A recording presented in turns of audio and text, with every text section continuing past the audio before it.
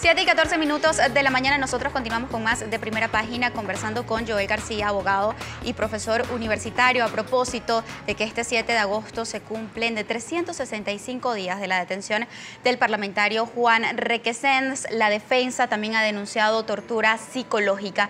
¿Se ha logrado comunicar en los últimos días con Juan Requesens? Sí, el jueves pasado pudimos entrevistarnos con él tras un mes sin poderlo haberlo hecho. El problema está que no hay regularidad en cuanto a la asistencia jurídica de él, puesto que dependemos mucho del criterio del SEBIN en ese momento. A veces pasamos mucho tiempo sin verlo, a veces nos permiten verlo consuetudinariamente cada semana, pero depende mucho del estado de ánimo de las personas que dirigen el SEBIN. Al parlamentario se le imputaron 7 delitos, entre ellos instigación pública continuada, financiamiento al terrorismo, traición a la patria, asociaciones para delinquir, homicidio calificado en grado de frustración. ¿Avalan ustedes estos delitos? ¿Hay pruebas dentro del expediente para que se le imputen? Ni siquiera uno, ni siquiera uno. En todo caso, porque la prueba reina que tiene el Ministerio Público son los tweets del diputado Juan Requesens, pudiéramos hablar de que si es llamar a la protesta, que es un derecho constitucional, implica instigación, bueno, ese sería el único delito que ellos pudieran pensar que está presente y sería debatible en juicio. Los demás delitos no están presentes. Por ejemplo, homicidio. El verbo rector de ese tipo penal es matar. Díganme ustedes, ¿en qué momento Juan Requesens quiso matar al presidente de la República para ese entonces? ¿En qué momento? No existe. Traición a la patria. Dígame en qué momento Juan Requesens quiso cambiar la forma republicana de Venezuela, cambiar el hilo constitucional, la forma de gobierno. Tampoco. Asociación para delinquir. Dígame si pertenecer a un partido político es estar asociado para cometer delitos.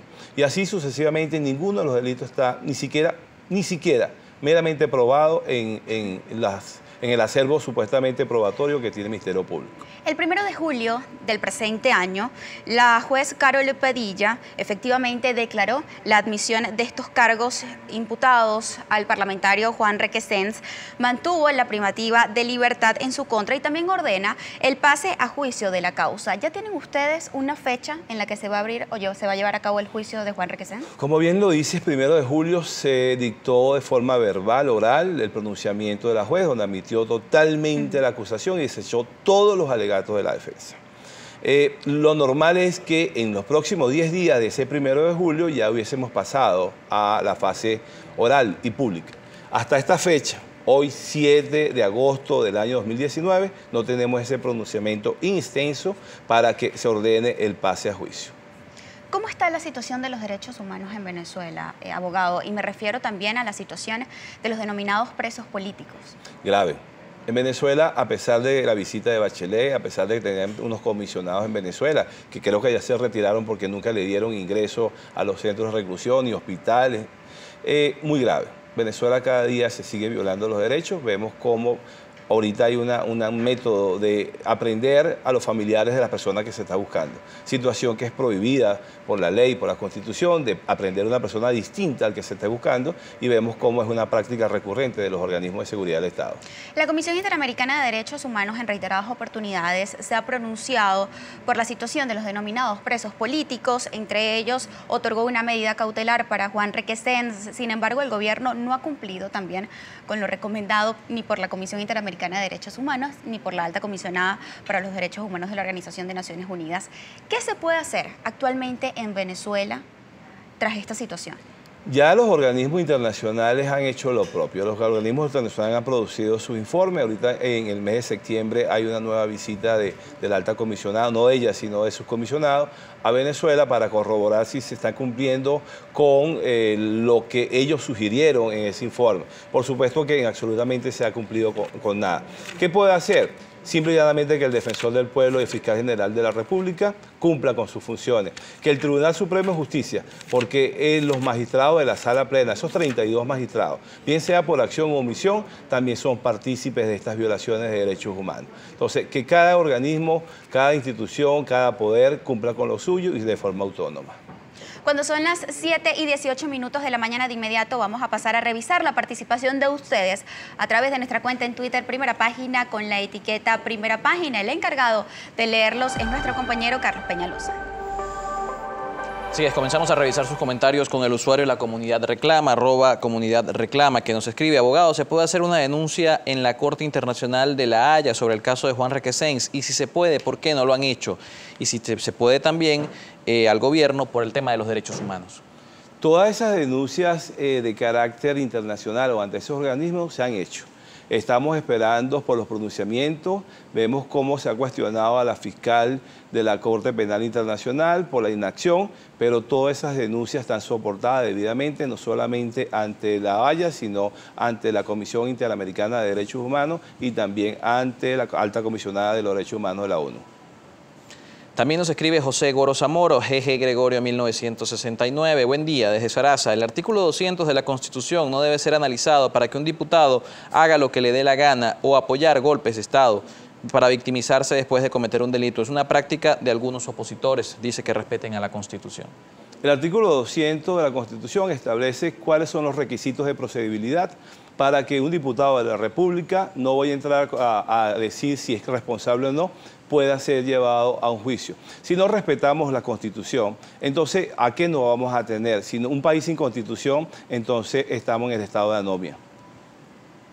Cerramos la revisión de sus comentarios con el usuario Ramón Ramos, el líder, @líder_Ramos, que escribe: ¿hasta cuándo cree usted que los venezolanos deben seguir esperando para que haya justicia en materia de derechos humanos, cuando hay un TSJ que solo atiende las solicitudes de justicia del gobierno? Bueno, atendiendo a su pregunta, todo pasa por ese cambio de ese Tribunal Supremo de Justicia, que es partícipe de tantas violaciones a los derechos humanos. Queremos agradecer la participación de todos nuestros televidentes a través de nuestra cuenta en Twitter, Primera Página, con la etiqueta Primera Página. El 1 de julio de este año, efectivamente, la juez Carol Padilla ordenó el pase a juicio del diputado Juan Requesens. Ya tienen fecha y por los 7 delitos que se le imputan, ¿cuántos años serían de cárcel? No tenemos fecha aún para el inicio del juicio oral y público. Por los 7 delitos. Por ejemplo, el delito de traición a la patria tiene una pena de 12 a 24 años. El delito de homicidio calificado en la persona del presidente de la República tiene una pena de 28 a 30 años. Entonces, vemos cómo hay la desproporción. El capitán Arévalo murió a manos de funcionarios, la DGCIN, torturado. Y vimos cómo el Ministerio Público precalificaron un delito de homicidio preterintencional. Es decir, que ellos no tenían intención de matarlo, sino simplemente de lesionarlo y ni siquiera asoman el delito de tortura. Entonces vemos cómo Juan Requesens, por unos Twitter, puede ser condenado a 30 años, que es la pena máxima. Mientras el que viola los derechos al capitán de corbeta puede ser, en 3, 4 años puede salir en libertad. A través de las redes sociales, los televidentes nos han hecho una pregunta que se repite y es: ¿a dónde se debe dirigir el ciudadano cuando considere que se le está vulnerando los derechos humanos? Nosotros sugerimos siempre que vaya a la Defensoría del Pueblo y a la Dirección de Derechos Fundamentales del Ministerio Público. Pero tenemos una particularidad: el Ministerio Público no acciona. Cuando una persona es objeto de desaparición forzada, por ejemplo, se envía al Ministerio Público para que formule la denuncia y allí le indica que tienen que esperar 48 horas para que pueda hacer la denuncia. Entonces, no hay institución en Venezuela a quien recurrir. Hay que hacerlo, pero no hay autonomía funcional en ninguna de esas instituciones. ¿Tienen otras instancias internacionales por las cuales acudir para denunciar no solo el caso del diputado Juan Requesens, sino también de los otros denominados presos políticos que hay actualmente en Venezuela? Por supuesto que sí, la Comisión Interamericana de Derechos Humanos y ante la ONU, porque el informe Bachelet precisamente arroja y asoma de que no hay instituciones en Venezuela que estén dispuestas a resolverlo. Pero si el gobierno no acata estas recomendaciones, ¿los venezolanos están de brazos cruzados? Estamos en estado de indefensión, estamos totalmente indefensos. ¿Para lograr que se respeten los derechos humanos es necesario un cambio político en Venezuela? Totalmente. Sin ello no ocurre ese cambio en los derechos humanos ni en la justicia venezolana.